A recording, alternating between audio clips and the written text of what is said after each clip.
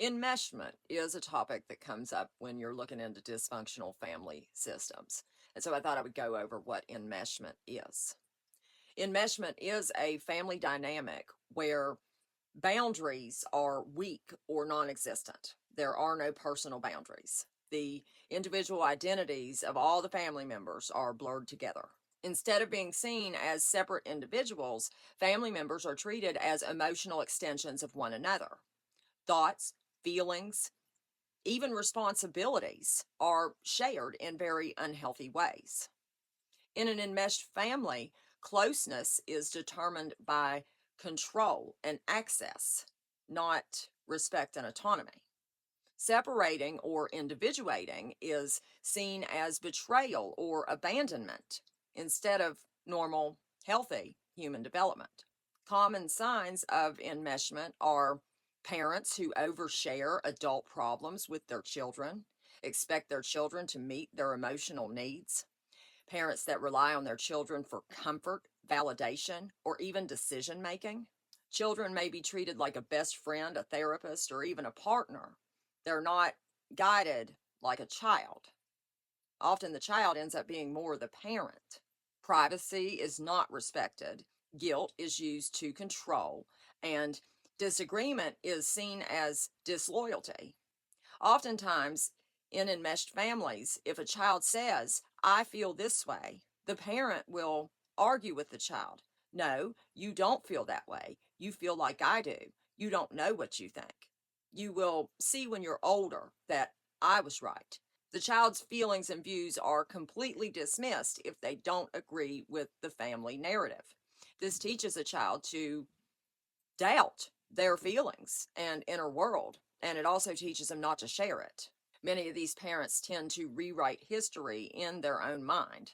And if a child doesn't agree with the family views, the child is often said to be a problem or even labeled as insane simply for developing their own thoughts and feelings. A child might be told things like, You're all I have.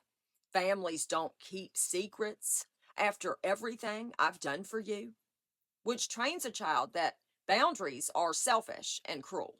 As an adult, enmeshment can show up as difficulty making decisions without approval. Healthy adults make decisions about their lives, maybe not major ones, they might want input, but everyday, day to day decisions. They just go about their lives making them without any thought of what their family is going to say or do, and if they're going to be punished or ostracized. Enmeshment can show up as chronic guilt or feeling responsible for other people's emotions. It can show up as over explaining, oversharing, or feeling intense anxiety when they have to say no to someone or create distance. Even when the relationship is harmful, separating can feel terrible or wrong because the nervous system has been trained to associate closeness with safety and independence with danger. Escaping enmeshment involves building an internal authority that is separate from the family system. And this often begins with identifying that you're not responsible for other people's thoughts, feelings, and emotions. You can only control your own thoughts, feelings, and emotions. How other people respond to those, that's their issue.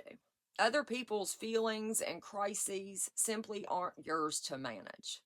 From there, I would say practice stating simple sentences, don't overshare, keep some parts of your life private, and start making decisions on your own.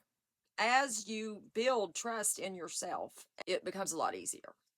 There is often emotional backlash from the family when someone enmeshed tries to separate. The family may accuse you of being cold or selfish or you've changed because you no longer fit into the old ways of compliance. This discomfort does not mean you are doing something wrong. It typically means the dysfunctional system is losing control. Learning to tolerate this guilt and anxiety is part of the healing process.